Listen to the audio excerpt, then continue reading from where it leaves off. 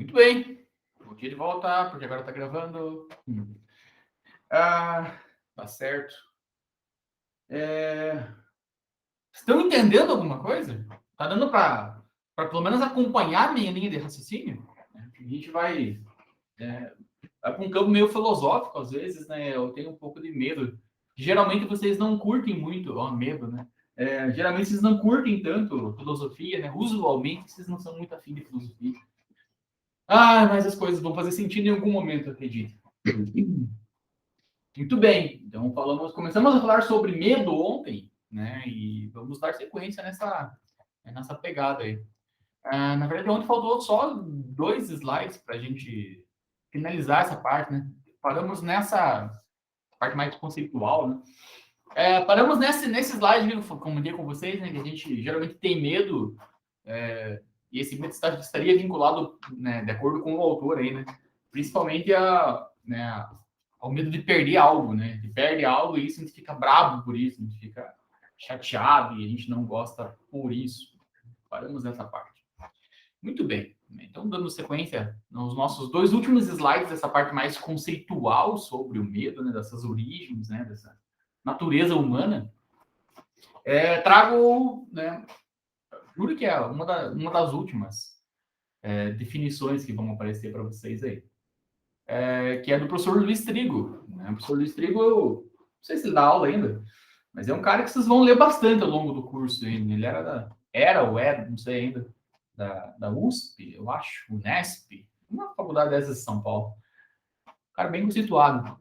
E ele diz para nós que o medo, né, foi um eficiente instrumento de controle social, controle político, controle religioso e controle econômico. Né?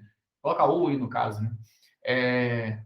Mas usualmente as pessoas são movidas pelo medo, né? De acordo com o professor Luiz Trigo, né? E aí foi preciso que a gente passasse séculos refletindo, pensando, né? Para que a gente atingisse, né, esse tal nível de consciência, né? Capaz de superar esse medo. Se a gente for ver assim, na raiz do problema, quase que tudo que a gente tem medo, né? A gente é capaz de superar, quase que tudo, né? Quase que tudo. Vamos pensar que tem o medo lá, sei lá, de aranhas, por exemplo. Né? Eu consigo superar esse medo de aranha, né? Com um trabalho, né, forte, né, feito com psicólogos e tudo mais. Né? Qualquer fobia, né? Eu diria que quase que todas as fobias são passíveis, né? Da gente conseguir controlar isso, né? Talvez não extinguir completamente esse medo, mas ao menos controlá-lo. Né? Algumas pessoas, por exemplo, têm medo de voar, né? As pessoas acho que hoje bem menos, inclusive. Mas há um tempo atrás, pelo menos, era muito comum as pessoas terem muito medo de voar, muito medo. E aí você prova com racionalidade, né? Tudo que a gente desconhece, que a gente não sabe o que vai acontecer, a gente pôr uma carga racional nisso, né? De começar a pensar friamente sobre aquele aspecto, a gente sempre observa que existem algumas possibilidades. Né? Por exemplo, na questão do voo, né? Então, morro de medo de voar, né? Aí você começa a trabalhar em cima disso, mas o porquê desse medo? E geralmente as pessoas vão associar muito esse medo, né, de pegar um avião com algum tipo de acidente que ela viu e isso marcou ela, né, de uma forma, né, muito forte. E aí você, né, tenta mostrar para as pessoas que o número de acidentes, né, com voos é ínfimo, é muito próximo do zero, muito próximo. E quando acontece algum tipo de problema, né, no voo, né, que ocasiona a morte, usualmente não é o problema da aeronave, né? Usualmente são pessoas que fizeram alguma coisa errada e causou o acidente. Né? O problema maior em relação a quando há algum tipo de acidente aéreo é que a comoção é muito forte. Né? Então a gente tem sei lá quantos mil acidentes de carro, acidentes fatais de carro nas estradas aqui no nosso país. Não sei quantos mil por dia tem, mas deve ser um número astronômico. Só que com um carro, né, se perde no máximo, em cada carro, né, 5 pessoas vão morrer no máximo. E é muito difícil ter um acidente que vai matar 100 pessoas. É muito difícil. Né? Às vezes um ônibus cai e mata, né, 40. Mas são números assim, mais ou menos nessa dimensão. E aí, quando, né, a semana passada, eu acho que um motorista de ônibus espremeu um carro que matou 2 pessoas na hora. A questão é que a gente tem 1.000 desses acidentes que matam 2, 3 pessoas por dia, que no final do dia vai dar um saldo bem considerável. Né? Só que isso é espalhado, né? Esse número é espalhado, e quando cai um avião, você morre 200 de uma vez só. Né? Então aí você tem essa dimensão, né? Nossa, que medo, não sei o quê. Né? Tem isso, né? Existem pessoas que amam voar, pessoas que detestam voar e pessoas que não estão nem aí nem com um nem com o outro, por exemplo, né? Geralmente a gente vai voar pelas primeiras vezes, a gente curte demais, né? A gente ama aquela história do aeroporto, embarque, desembarque, pegar bagagem, a gente adora isso. Com o passar do tempo, a gente começa a ficar meio chapado disso, né? Por exemplo, eu não que eu tenha medo de voar, mas eu não curto a experiência do voo porque eu acho a poltrona apertada, eu acho desconfortável o voo, na verdade. Eu não curto por isso. Né? Mas de todos os modais de transporte é o meu preferido disparado. Né? Você tem que ir de Ponta Grossa para Foz. De qualquer meio, eu escolho o avião, sem dúvida nenhuma. Muito mais rápido, né? Nem que seja desconfortável, mas é um desconforto que vai terminar antes de qualquer outra coisa. Né? Se eu for de carro, eu vou demorar sei lá quantas horas. Né? E de voo, tem um voo de 1 hora, mais ou menos. Então é muito mais fácil eu ficar apertado durante 1 hora e chegar no destino do que eu ficar, né, 6, 7 horas dentro de um carro, de um ônibus, né, com um pouco mais de conforto, mas muito mais tempo, né, esperando, né. Enfim, você vai ter essas coisas, né. Então, geralmente, quando coloca uma carga racional, você consegue começar a superar, ou pelo menos começar a controlar esse medo, né. E algumas outras coisas a gente deveria ter medo e não tem, né. Então, isso assusta um pouco. Né? A gente fala bastante sobre o turismo gastronômico, por exemplo. Né? As pessoas viajam, né, grandes destinos aí que tem chefes, né, renomados para, né, ter uma alimentação, né, espetacular. E em contrapartida, tem nos mesmos destinos né, com esses chefes renomados, você vai ter redes de fast food à torto e direito. Né? Então, a gente pode ir para Curitiba e comer num restaurante, né, super bem, né, super gostoso, né, super bem trabalhado os pratos. A gente pode também ir para Curitiba e comer McDonald's, que vai ter em qualquer lugar. Né? E o McDonald's a gente come sem medo nenhum, né? Sem pensar nas consequências que traz, né, os problemas, né, de uma comida fast food. Né? Toma café comendo biscoito recheado, feliz da vida. Né? Então, esse tipo de coisa a gente não tem medo, né? Refrigerantes e tudo mais. A gente acaba associando algumas coisas, né, que estão mais próximos de nós. Né? Às vezes a gente vai se aprofundando em alguns itens, a gente acaba, né, tendo esse contato maior e a gente começa a entender mais. Né? E agora, um exemplo, né, fantástico né, dessa questão da gente conhecer e não conhecer, ter medo ou não ter medo, é a questão das vacinas hoje. Né? Então, algumas pessoas, né, reclamam muito, né, de que eu quero tomar a vacina A ou B, né, porque confia mais naquela vacina. Mas se parar e perguntar para essa pessoa, mas por que você confia mais nessa vacina, a pessoa não consegue te dar uma resposta, né, plausível, uma resposta racional daquilo. Né? A pessoa está indo no embalo, basicamente. Né? Está indo na ideia de que é uma vacina da China, é uma vacina que é feita no Brasil e não confia tanto nos brasileiros. Porque a outra vacina lá vem de um laboratório super conceituado, então deve ser boa, mas não sabe exatamente isso. Né? As vacinas são. O processo de construção delas é praticamente igual em quase todas, né? Só a Pfizer que muda um pouco, né? Muda a ideia da vacina em si, né? de como é que ela age, né? E a galera tá pirando na Pfizer, né? Mas a gente não temos esses dados ainda, né? Parece que é boa também, né? Não muda muita coisa. Só que o medo ele serve bastante isso para nós, né? Então, se a gente fala, né, que essa vacina chinesa, por exemplo, né, veio uma carga de medo aí, né?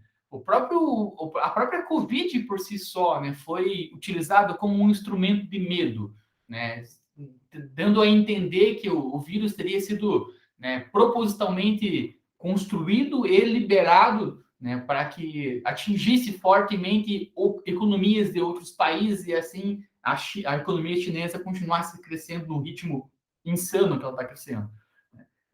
E aí ficou esse medo, né? O medo da China. Né? A China virou o bicho-papão. Né? Se a gente voltar no tempo, algumas décadas atrás, a União Soviética era o bicho-papão. Né?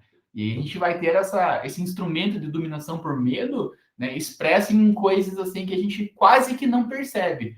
Certamente vocês assistiram um desenho chamado Popeye, ou pelo menos já ouviram falar no desenho chamado Popeye. Né? Tem um marinheiro lá, né, que ele come um espinafre, com isso ele fica super forte e bate num cara grandão lá, um ogro barbudo, né, e acima de tudo ele defende uma frágil, né, donzela lá, que os dois gostam, né, daquela mulher. Né? Então tem o Popeyes, tem o Brutus e tem a Olivia Palito. Né? São os três personagens principais, e circundando esses personagens tem o espinafre. A construção do desenho Popeye, por exemplo, ele foi uma metáfora muito bem construída, né, para dizer para simbolizar, né, que o Popeye simboliza os estadunidenses, né, o pessoal dos Estados Unidos. O Brutus representa o pessoal, né, da antiga União Soviética, né, hoje seria a Rússia, né. A Olivia Palito simbolizava as Américas, né, principalmente a América do Sul, né, no instrumento de dominação do continente americano por si só. E o espinafre é um símbolo muito forte em relação ao dólar. Né? Então, se eu sou um norte-americano e eu tenho dólar, eu sou capaz de superar o cara fortão lá, barbudo, feio, não sei o quê. Então, é um instrumento de dominação social absurdo. Né? Então, você está colocando, né, essas ideias, né, de uma forma muito singela, de uma forma muito singular, na cabeça de crianças. Né? E quando você trabalha com crianças, você constrói uma geração pensando igual a você. Né?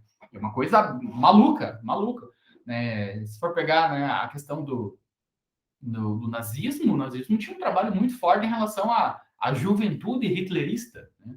Pegavam crianças lá, levavam em acampamentos e eles ficavam, né, absorvendo aqueles conceitos do nazismo de uma forma muito tranquila, muito legal, muito gostosa. Né? Só que isso vai incorporando a sua cabeça. Então, você vai abraçando as ideologias, né, no caso aí do nazismo, e vai chegar um ponto que você não discute mais ela, né? Você acredita que aquilo é verdade. Né? Você teve uma infância super feliz, não cuidou de você, e você passou a infância inteira ouvindo lá que os Estados Unidos são um bicho-papão do mundo. Né? Você vai crescer com isso, você vai ter certeza disso. Né? E você vai ter elementos que vão te ajudar a acreditar nisso. Né? Por exemplo, a guerra do Iraque, por exemplo. Você traz isso num contexto, né, certo, digamos assim, você vai colocar na cabeça da pessoa, pô, os Estados Unidos entrou lá só por causa do petróleo mesmo, tá? Pouco se fudendo, né, para a população, mas então você acaba colocando o medo como esse fator. A religião faz isso de uma forma muito bem, muito boa também. Né? A religião coloca para nós que se a gente não for bom, a gente não se doar, não fazer as coisas lá que tá lá no regulamento lá da Bíblia, não sei o que e tal, ou do Alcorão, sei lá, seja qual for, a gente vai ter uma vida eterna que não vai ser tão boa assim. Né? Cada religião vai ter sua matriz, né? Os espíritas entendem que a gente vai voltar para o planeta até que a gente evolua, né, espiritualmente. Os católicos acreditam que quando a gente morre, a gente fica lá dormindo, lá esperando a hora do julgamento final, para vai para o céu, para o inferno. Sei lá, cada religião tem a sua doutrina. E eles colocam essa questão do medo. Então, peraí, mas e se eu sair lá com a mulher do meu vizinho? Pô, você está cometendo um crime, né? Quase que um crime, né? Você está cometendo um pecado, né? E isso vai te prejudicar consideravelmente na hora de você ir para o céu ou para o inferno. Então, é melhor você não fazer isso, por exemplo, né? Mas eu não quero dar 10% do meu salário. Pô, mas isso está na Bíblia, né? Foi Deus que colocou ali que você tem que dar.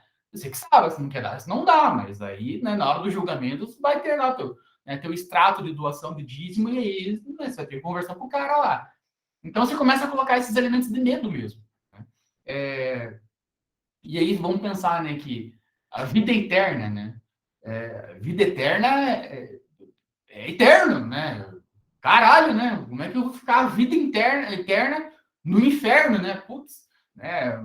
Lugar né, historicamente construído como um lugar super quente, em que tem dor, choro, grito e castigos o tempo todo, né? É muito tempo ficar lá a eternidade, né? Então eu vou acabar direcionando as minhas ações para que eu não vá para esse lugar, porque eu vá para um lugar mais tranquilo, né? Pelo menos, né, níveis de inferno diferenciados, né? Se vocês lerem, né, o Inferno de Dante, vocês vão ver que existem vários níveis de inferno, né? Então a gente começa a ser doutrinado pelo medo. Né? Por que exatamente, né, a gente não sai matando, não sai roubando tudo mais?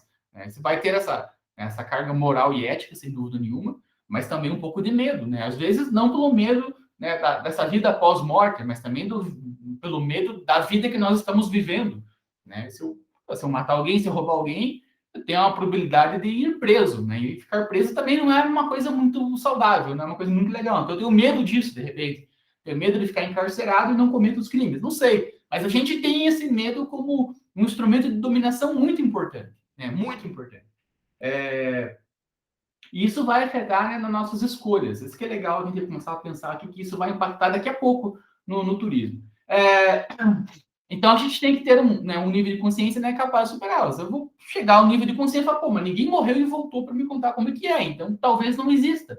Né? Talvez essa ideia de que a vida eterna num lugar bom ou ruim seja mais uma fantasia criada e nós estamos alimentando essa fantasia ao longo do tempo, por exemplo. Não sei, né? Aí eles vão pensar. Para finalizar essa parte, né, mais conceitual, né, do medo, especificamente, trago essa frase de Keller. Faltou colocar a data aí, né? Mas deve ser 90 e alguma coisa, 80 e alguma coisa. E ele diz o seguinte, né, que evitar o perigo não é, a longo prazo, tão seguro quanto expor-se a ele. A vida é uma aventura. E aqui a gente vai dar o gancho para o nosso próximo tópico, né? A vida é uma aventura ousada, ou então não é nada. Tem um princípio filosófico aqui muito, muito embutido aqui, que é muito legal, assim. Que é a vida que vale a pena ser vivida. Né? É mais ou menos essa a construção, assim. O que vale a pena, né, da gente, né, fazer nessa vida para que a gente termine com ela, né, em paz conosco mesmos, conosco mesmo é redundante, em paz conosco, assim, né, no nosso último suspiro, pensar assim, minha vida foi legal, né, foi bacana. Essa vida que vale a pena ser vivida, né, ela vai ter muito a ver com as suas escolhas particulares, né? Não existe um gabarito para isso, né? Então, se eu, né, acordar cedo todos os dias, fazer uma corrida, assistir a aula, voltar, fazer os exercícios, à tarde tirar um cochilo de 10 minutos após o almoço, sei lá, assistir um filme, não sei o quê, fazer isso todos os dias, essa é a vida que vale a pena, né? Porque eu tenho condicionamento físico, estou adquirindo conhecimento, estou tendo lazer, mas não existe esse gabarito, né? Não existe. Né? Você vai ter pessoas que vão acordar e até a hora de dormir vão ficar estudando loucamente, e para essas pessoas vale a pena fazer isso. Vocês vão ter pessoas que não fazem nada, acordam, vão se drogar e ficam o dia inteiro se drogando, e para elas é o que vale a pena. Não existe esse gabarito. Né? Mas a raiz da questão aqui é que você, em alguns momentos, pelo menos, né, se você se expor ao perigo, né, você vai ter sensações que você não teria se você não se expôsse a ele. Né? E aqui a gente está falando, né, na questão do perigo com um risco controlado, logicamente. Ninguém aqui está falando para você ir lá num safari africano e lá abraçar um leão. A questão não é essa. Né? Então, falando sobre os riscos controlados. Tipo, por exemplo, fazer uma tirolesa. Né? Ano passado, acho que ano retrasado, né? Porque agora com essa pandemia eu me perdi completamente, mas acho que foi ano passado mesmo, foi bem no comecinho do ano. Uma das primeiras coisas que eu combinei com a turma de turismo em áreas naturais é que a gente ia fazer uma saída técnica ali no município de Tibagi, e a gente ia fazer uma atividade chamada rafting. Né? O rafting consiste em subir num barco inflável, né, e descer corredeiras. Né? Em Tibagi é um destino de aventura muito, muito bem, né, trabalhado até então. E a gente combinou, né, agendamos horário, né, agendamos dia e tudo mais, só que veio a pandemia e a gente teve que cancelar. E aí eu lembro muito bem, assim, terminou, né, a aula e tudo mais, beleza, então, tudo de bom, até semana que vem, saí da sala, uma aluna, né, dessa turma veio me procurar para fora da sala. E ela me perguntou basicamente, assim, não com essas palavras, logicamente, mas se ela ia morrer se ela fizesse o rafting.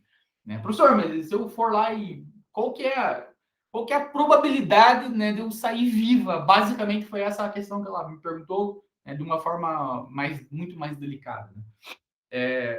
Então, veja que aqui, né, nesse exemplo, né, especificamente, o medo estava dominando a situação.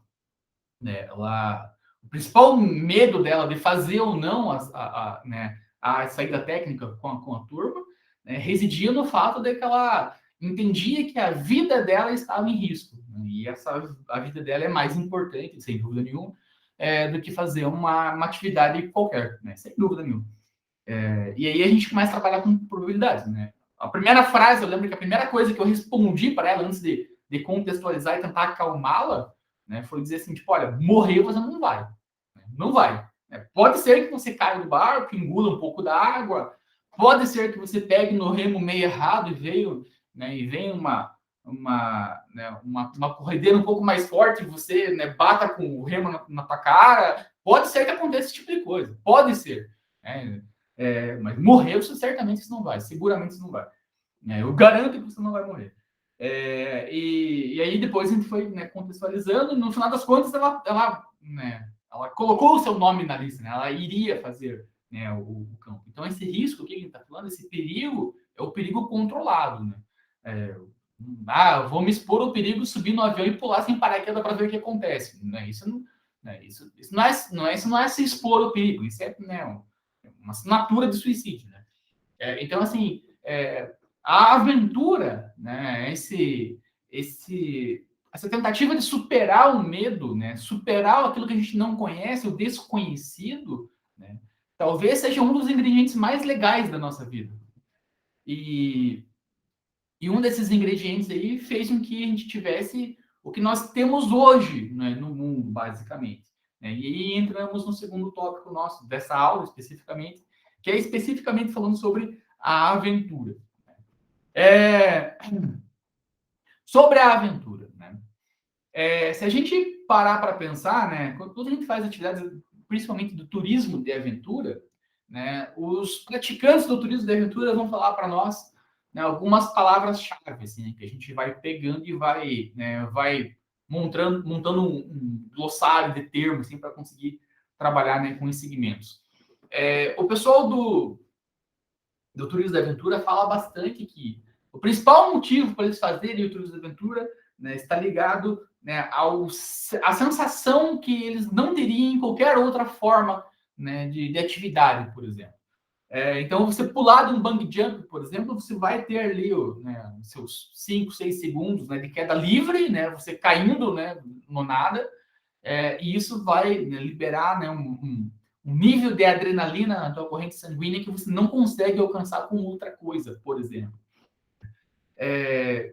Não sei se é impossível alcançar com outra coisa. Né? O pessoal que faz bastante meditação, o pessoal da yoga, essa galera assim, dizem que eles conseguem liberar, né, sensações similares apenas controlando a respiração. Eu duvido muito, né? Eu nunca fiz yoga, não sei como que é, mas enfim, né? Eles dizem que conseguem, né?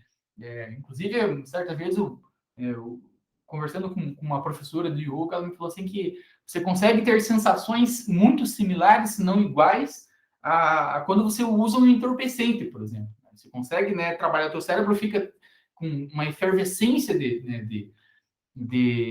Puta, tem um nome para isso, né? Não é partículas, hormônios, eu acho. Uma efervescência, né? Uma carga química tão alta no teu cérebro, pelo nível de concentração, né? Por tudo mais que você está fazendo ali, que seria similar ao uso de um narcótico, de uma droga. Né? Então é fantástico isso, né? Você conseguir, né, trabalhar dessa forma, né? Você conseguir liberar, né, essa carga gigantesca, né, de reação química no teu corpo somente com, né, com um nível de concentração tão alto assim. Não tenho a menor ideia se isso é possível.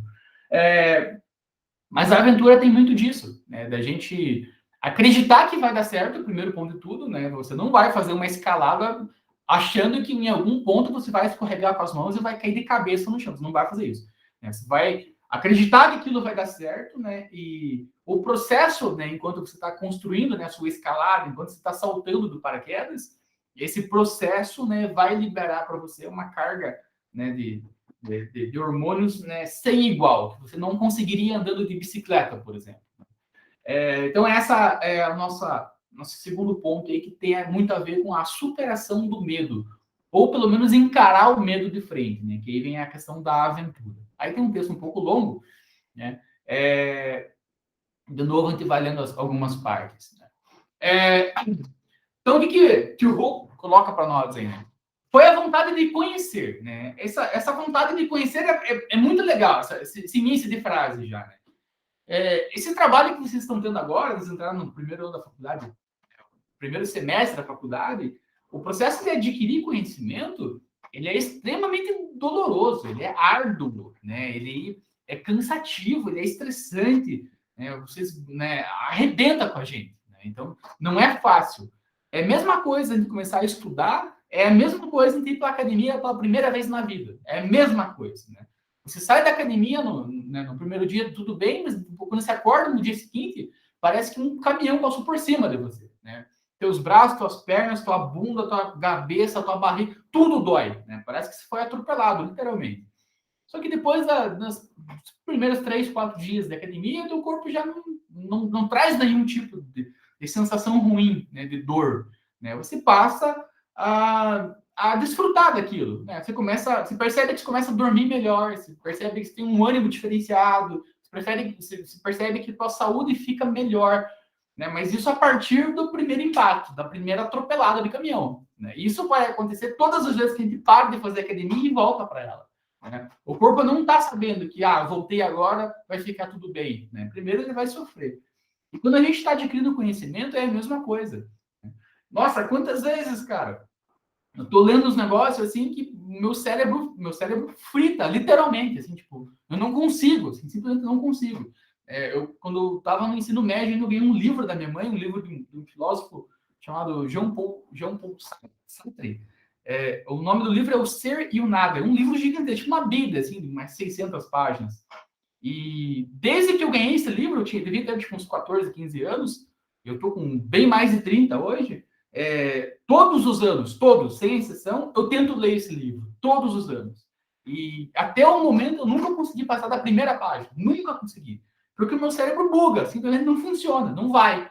Né? Então, assim, é muito difícil. Só que né, no meu eu, né, interior, eu acredito que a cada ano eu evoluo. Então, cada ano eu tenho a melhor capacidade de entender aquilo. Né? Mas não está fácil até agora. Então, eu tenho vontade de conhecer o que o filósofo está colocando entre o ser e o nada. Né? Para mim, são coisas muito grandes. Né? O ser, coisas que existem e as coisas que não existem. Né? A discussão no meio dessas duas esferas, para mim, deve ser maravilhoso. Só que eu não estou conseguindo alcançar o cara. Mas eu estou tentando. Então, tenho essa vontade. Então, a vontade de conhecer algo, de se aventurar por esse mundo, né? E aí, né, até uma expressão que acho que eu coloquei aí, que até fora desse mundo, né? Forjou em nós o desejo por viajar, né? Então, essa vontade, mas vamos pensar que a gente está lá há 600 anos atrás, né, em Portugal, né? Mas será que não tem mais nada além disso, né? Um maluco lá resolveu tentar, né? Ainda que tenha sido por um acaso gigantesco, né? Mas ele resolveu tentar um outro caminho, né? Vamos tentar fazer uma outra coisa aqui para chegar no mesmo destino que eu quero chegar. Eu queria chegar até as Índias, mas vamos tentar de uma outra forma para ver o que dá. De repente é mais perto, é mais longe, é mais tranquilo o mar. E ele acabou caindo aqui, né? Mas antes de tudo foi esse desejo, né? Essa coragem de enfrentar o medo. Né? Vamos pensar que até bem pouco tempo atrás a gente vivia num prato, né? E chegasse na borda desse planeta e ia cair no nada, ia cair sei lá onde. Né? Então nós não sabíamos disso.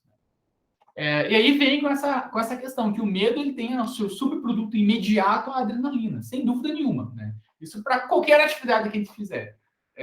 Se tudo correr bem ano que vem a gente tiver aula de turismo em áreas naturais, a gente vai fazer uma porrada de coisa. Né? Vocês estão com né, com a minha webcam aberta aí, vocês estão vendo que atrás de mim tem um negócio laranjado ali. Aquilo é uma corda de rapel, né? Eu tenho um kit de rapel em casa. Então, o que eu faço, né? Em áreas naturais, pô, a gente vai estudar conceito, vai ver todas essas coisas aí.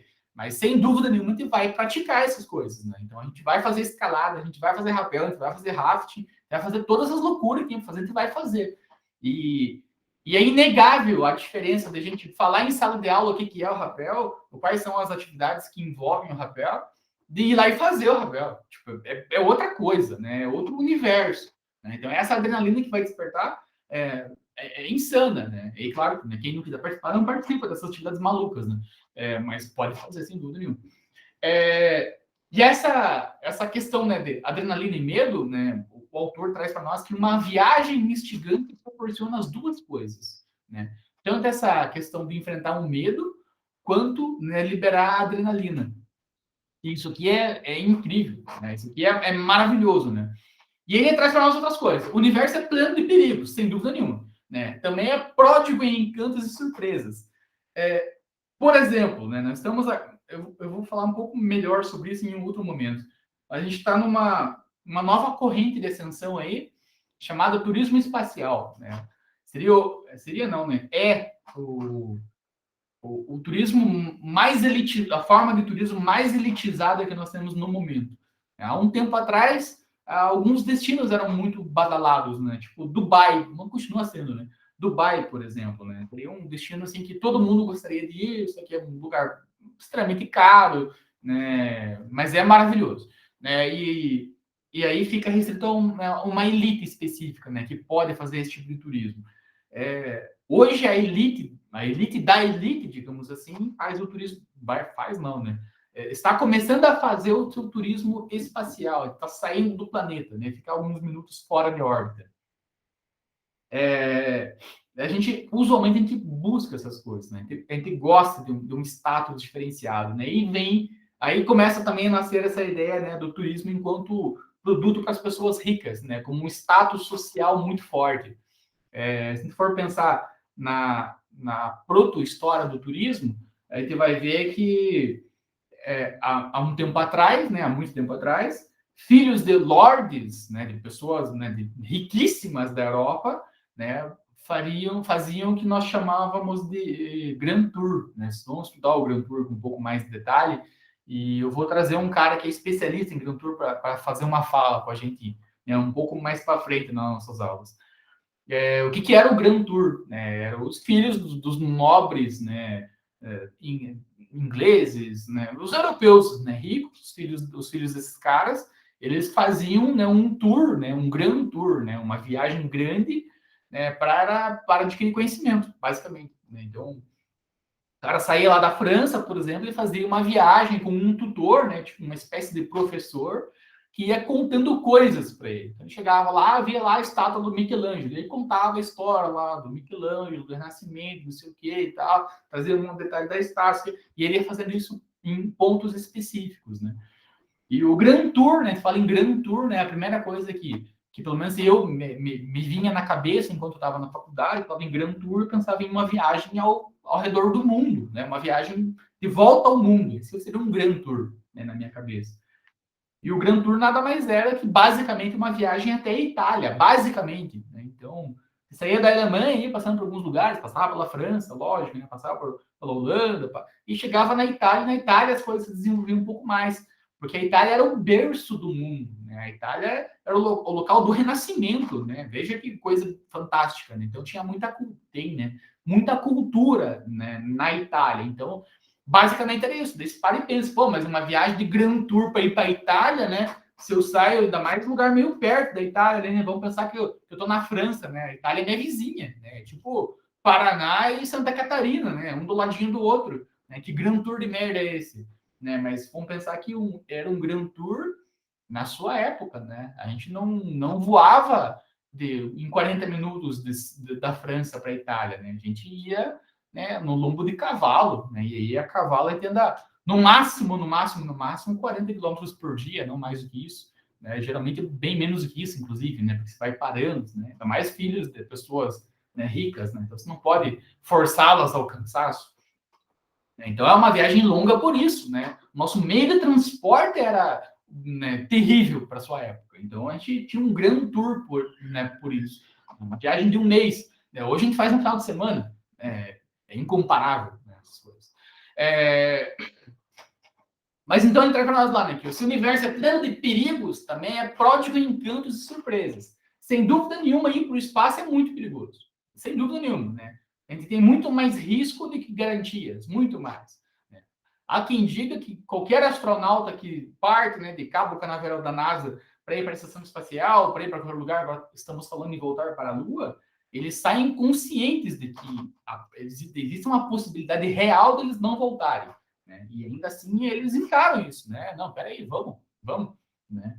Só a ideia de você, para partir para outro lugar, você tem que estar em cima, né, de toneladas de combustível que pode explodir a qualquer segundo, então você sabe que você tem que superar um medo, né? E esse medo, ele é superado, e quando você supera, eles têm um encanto, né, uma surpresa super agradável, né? Tenho certeza, tenho convicção de que eu nunca vou estar numa gravidade zero, nunca vou sair da órbita terrestre, não tenho a menor condição para isso.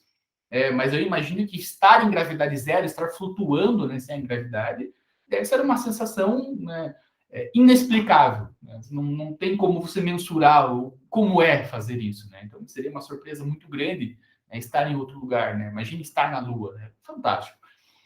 A chegada em um lugar obscuro e sombriamente pitoresco, olha que legal, meio dark turismo, é uma das delícias do viajante. Né? É uma delícia a gente chegar num lugar que não conhece ninguém, por exemplo. Eu adoro isso, eu adoro. Né? A gente vive numa cidade pequenininha, a gente vai no calçadão, a gente vai no terminal central, a gente vai no shopping. É muito difícil a gente fazer um passeio no shopping, por exemplo, e não ver ninguém que a gente conhece. É muito difícil. Então, quando eu saio para algum lugar que eu sei que eu não vou encontrar ninguém, para mim, assim, é um encanto, assim, é maravilhoso, né? Você ter essa oportunidade de conhecer coisas novas, né? Eu chegar à noite num vilarejo distante, né? Chegar num lugar assim que você está viajando de carro em algum lugar, você está super cansado, você nem sabe onde que você está. Eu vou entrar aqui para ver o que tem. Aí você entra e vê que é uma cidadezinha super aconchegante, né? As pessoas são super hospitaleiras contigo. É uma coisa assim, uma surpresa assim, que você não espera e só faz bem, né? É muito legal. Né? Então, sem ter essa percepção dos seus arredores, dos seus cenários, e aí tem a expressão final dele, né? Como mergulhar em um estado de perda de referências, né? Então você se entrega assim de uma forma incrível, né? Quando você se deixa levar por essa questão. Porque quando a gente está né, em termos do contexto cultural, a gente tem uma linha divisória que são coisas que a gente não faz de jeito nenhum. Né? Então, vamos pensar que a gente está num país que, por exemplo, em relação às drogas, né, a gente não consome, né? A gente cresceu ouvindo que é ruim, é mal, a gente não consumir, a gente vai ficar louco e nunca mais vai sair daquilo, é uma porta de entrada que não tem saída. A gente cresceu ouvindo essas coisas, eu não acho, sinceramente, não acho ruim a gente crescer com essa ideia, com esse estigma de que as drogas são só ruins. Não acho que eu acho que até é bom a gente ter essa construção, né, desde criança com esse pensamento. Mas, né, existem pessoas que saem desse universo aqui e vão, por exemplo, para Amsterdã, vão agora, né, para o Uruguai, onde algumas drogas são liberadas, né, especificamente a maconha, né, ela é liberada, tem um uso controlado, digamos assim. E lá as pessoas se sentem um pouco mais à vontade em consumir esse tipo de coisa. Não sei o que acontece, né? Talvez essa perda de referência, né? Peraí, aqui as pessoas usam e eu não estou vendo que Amsterdã é uma cracolândia inteira. Não é, né? Não é em nenhum lugar, na verdade. Não tem nenhum ponto de Amsterdã que seja comparável com a cracolândia, a galera ali, né? Toda maltrapilha, né? Suja, né? Caída no chão e, né, se drogando. Simplesmente não é isso. Né? Então, aí talvez você perca essa referência de que a droga é só coisa ruim, né? E aí você passe a entender que alguns tipos, né, de alimento, né, de bebida, seja o que for, né, talvez eu até possa provar isso. Né? E você se permite, né, a se aventurar em algo que você desconhece. Há um tempo, né, atrás, começou a se popularizar muito uma bebida, né, que os indígenas, né, produzem e bebem, que é o chá de ayahuasca, nunca sei o nome correto disso. Mas os indígenas juntam lá um monte de plantas e tudo mais, fazem uma espécie de chá com aquilo, né? Ele tem uma cor meio estranha, assim, eu jamais teria coragem de tomar aquilo. Mas desculpa a expressão, sei que é perto da hora do almoço, mas é um negócio que parece um vômito, assim, um troço muito estranho. E a galera toma aquilo né, e viaja, né? Então os indígenas têm isso como uma bebida sagrada, né? Porque eles seria a forma de eles se comunicarem com os deuses deles, né? Eles estão chapados, eles estão, sei lá, o que eles estão vendo, não tem a menor ideia, eles estão vendo o elefante voar, não tem a menor ideia. Mas eles saem do corpo, né? Eles, né, tem um momento de chapado ali, né? Um momento né, de alucinação, né? E por que a gente, né, necessariamente criminaliza esse tipo de coisa, ou, né, pelo menos temos um preconceito em relação a isso, né, a coisa ruim, a coisa para ficar chapado, né, aquilo para eles é uma bebida sagrada, né, eles não tomam isso de manhã, né, eles acordam, vou tomar um golão aí, vou tomar um banho, não funciona assim, né, algo sagrado para eles. Dados as suas proporções, né, seria o mesmo que a gente ir na missa, né, e tomar a hóstia lá, beber o vinho, né, está entrando em comunhão com o divino, com o sagrado, né? Dadas as proporções, logicamente, né? Ninguém vai na igreja e sai chapado do lado, não acontece isso. Mas acho que vocês conseguiram entender, né? Então é a mesma coisa em relação a outras coisas, né? Então você tem a questão da maconha, assim, é muito mais polêmico, né? Mas você pode, por exemplo, né, de forma alguma, comer algum tipo de inseto no Brasil e ir para a China e de repente provar lá como que é um cavalo marinho lá, por exemplo, comer lá um cavalo marinho lá, frito, assado, sei lá como que eles fazem aquilo, né? Porque aí se perde a tua referência, né? Você tá num ambiente que tá todo mundo comendo ali, comendo barato, comendo aranha, comendo... E, tipo, cara, eu vou provar, né? Eu sou uma dessas pessoas que adora provar, né, coisa, gastronomia. Né? Eu gosto de provar coisas diferentes, adoro coisas, tipo... Tem coisas que eu tenho certeza que eu vou odiar. Por exemplo, bucho, né? Buchada de bode lá, né? Normal, né? No Nordeste. Eu tinha certeza que eu ia odiar o negócio. Mas eu tô aqui, eu vou comer, vou ver qual que é. Né? E provei, achei horrível, nunca mais coloco aquilo na boca, mas fui provar. Né? Muito provavelmente, né, se eu tivesse, né, uma buchada de boi, por exemplo, aqui no Paraná, eu nunca comi. Né? Só o cheiro do bucho de boi me dá um enjoo assim, do tamanho do mundo, eu não consigo nem chegar perto. Né? Mas, de repente, se eu fosse para um outro lugar e tivesse a buchada de boi, talvez eu provasse para ver qual era. Talvez eu perca a minha referência, né? Perco esses elementos. Né? Isso, em tese, né, sempre traz uma adrenalina. Então, pense em algum lugar que vocês foram, né, em algum lugar do mundo, e vocês se perderam, vocês não conheciam nada, né? Se for o caso, é que vocês não conseguem nem falar a língua da pessoa. Né? Eu lembro que tinha um programa chamado O Aprendiz, né? E esse O Aprendiz, eles pegavam universitários e colocavam num contexto, né, empreendedor, para fazer com que as pessoas se virassem, né? E um dos desafios do nada, assim, eles pegaram os caras do Aprendiz e jogaram eles, assim, né? Não literalmente, logicamente, mas colocaram eles, acho que em Buenos Aires. E, salvo engano, ninguém falava espanhol dessa turma. Né? E aí você está num país que não fala a tua língua, né? Que pode parecer que é muito parecido, mas não é. Né? Eu sou péssimo em espanhol, na verdade nem gosto de falar espanhol. E se vire, né? Sem nada, né? Sem dinheiro, sem referência nenhuma. Né? Você tem que dar um jeito. Né? E aí se dá o jeito que era uma método da avaliação deles. Né? Mas quando acontece isso, né, você tem os dois sentimentos. O primeiro é de medo absoluto, né? Pô, se um carro me atropela aqui, eu tô fudido, né? Eu não tenho o que fazer. Mas também tem né, essa sensação maravilhosa, né? Isso aconteceu comigo em Bruges, né? Bruges é uma cidade medieval que fica na Bélgica. Então eu fui até a Bélgica, fui até Bruges, e em Bruges, né, uma cidade pequenininha e tal, né? Um vilarejo basicamente medieval. E eu pensei, pô, aqui não tem como me perder, não tem como. Né? E eu fui entrando, assim, né? Saí do circuito principal dos turistas, todo mundo estava indo, e fui indo uma roupa ao lado, outra roupa ao lado, e fui tirando foto. E só que chegou um ponto que eu me perdi. Né? Eu falei, caramba, onde que eu tô agora? Como é que eu faço para voltar? Né? E eu saí tanto do circuito turístico da coisa que eu estava num lugar que não tinha ninguém de turista. né? Tinha um ou outro morador, um ou outro só, né? E eles não falam inglês como o primeiro idioma deles, né? Eles falam francês como o primeiro idioma deles. E o meu francês é terrível, né? Então, o que eu faço, né? Eu errei a saída.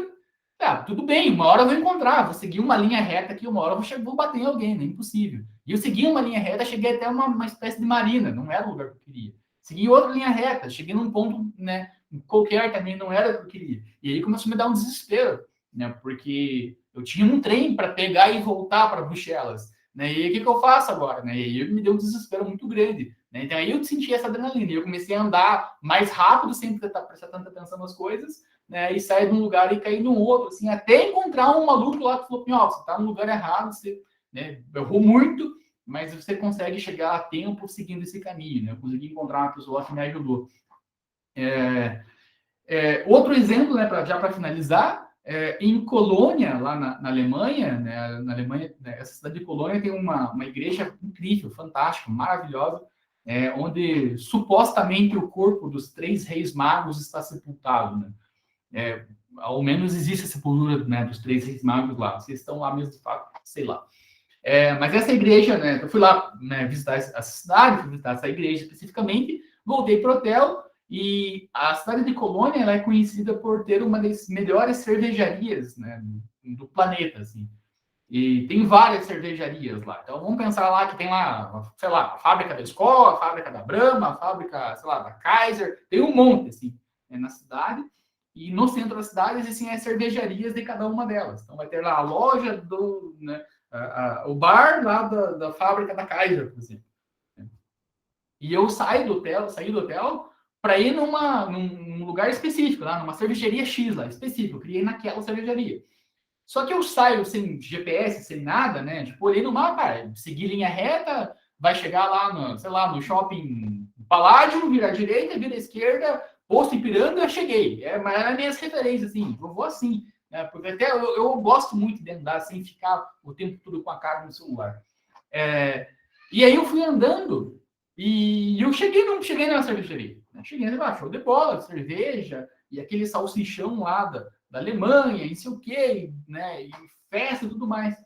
E aí, quando eu percebo, né? Eu saí do hotel para ir, por exemplo, na cervejaria da Skol e eu, na verdade, fui para a cervejaria da Brahma, por exemplo. Eu errei o caminho, a realidade foi essa. Eu caí numa outra cervejaria. E essa cervejaria que eu fui, eu conheci o garçom mais legal do planeta, assim, tipo, eu conheci um cara lá, um cara alto, careca, assim, insano, cara elétrico, o tempo todo elétrico, e limpando e arrumando as mesas ao redor, mas o cara mais legal que eu conheci na minha vida, né? Até eu saí do bar, né, voltando pro hotel, e pensando, puta, eu queria ser amigo desse garçom, porque o cara é muito legal. Né? Foi uma experiência que eu tive por ter errado o caminho. Né? Então, eu me perdi no meio do caminho e tive uma experiência que eu vou levar para o resto da minha vida. Né? Eu vejo a cara desse garçom assim, toda vez que eu conto essa história. Né? Então, nem sempre se perder, nem sempre sair do teu caminho que você está imaginando é necessariamente ruim. Né? O que eu quero dizer com isso? Né? Vocês entram no curso do turismo pensando em algumas coisas. Né? Eu entrei no curso de turismo, por exemplo, certo de que eu me formaria e trabalharia ou nas áreas naturais, né, com ecoturismo, que era a minha grande paixão, né? Ainda eu gosto muito do ecoturismo, ou senão eu ia trabalhar em hotelaria, coisas totalmente opostas, né? Dentro de um hotel na natureza. No final das contas, né, o caminho que o destino reservou para mim foi para o ensino. E eu jamais pensei que eu trabalharia com ensino, jamais. Tanto é que vocês geralmente estão imersos, né, em áreas de pesquisa científica, né, iniciação científica, mestrado, essas coisas, publicar artigo. Eu passo minha faculdade inteira fugindo disso. Né? Eu não fiz nenhuma iniciação científica, eu publiquei um artigo na minha faculdade inteira, ainda foi em grupo, assim, não foi uma coisa que eu quis fazer. E acabei caindo nesse mundo. E eu amo de paixão o ensino. Tipo, não me vejo fazendo outra coisa no mundo. Assim, eu acho que os gregos diriam que esse é o meu lugar no mundo, né? O lugar que eu tô feliz, o lugar que eu consigo contribuir com o mundo de uma melhor forma possível. Né? Então, assim, o que eu quero, né, sintetizar tudo isso para finalizar a aula, né? Essa aula de hoje. Permitam-se, né? Isso é o que eu quero dizer, assim. Não deixem que o medo, né, inibam vocês em algumas coisas, tá? queria muito ir para a Coreia do Norte, por exemplo, mas tem o medo de ser preso lá e ser morto lá. Não tem esse medo, né? Se você for para a Coreia do Norte e caso você não queira dar um tiro numa das estátuas lá né, dos líderes deles lá, mas não vai acontecer nada, né? Caso você siga as regras, não vai acontecer nada. Você vai ter a experiência que você busca, né? E conhecer como que é um país, né, dominado por uma ditadura, né, maluca, né? Então você vai ter isso. Não, eu quero dizer com tudo isso. Né? Às vezes essas experiências a gente se perder, né, mesmo do medo, do problema que isso pode causar, né, de vocês desviarem um pouco o caminho, caírem na cervejaria errada, né, isso pode trazer uma experiência e uma surpresa super agradável para vocês, despertar, né, sentimentos que vocês nem esperariam, né, encontrar com essa saída, com essa viagem que vocês fazem, tá? Hoje é isso. Falei exageradamente de novo, né, mas vocês já me conhecem, né? É o meu jeito. Então, agora iniciamos a parte dessa aventura, né? A gente se aventurando e caindo em lugares diferenciados e vendo que superar os medos são coisas positivas, né? De novo, né? As coisas começam a tomar uma outra forma aí para a gente começar a entender as coisas. Beleza? Alguma dúvida, alguma pergunta, alguma sugestão, qualquer coisa que vocês queiram falar? Ou vocês vão pensando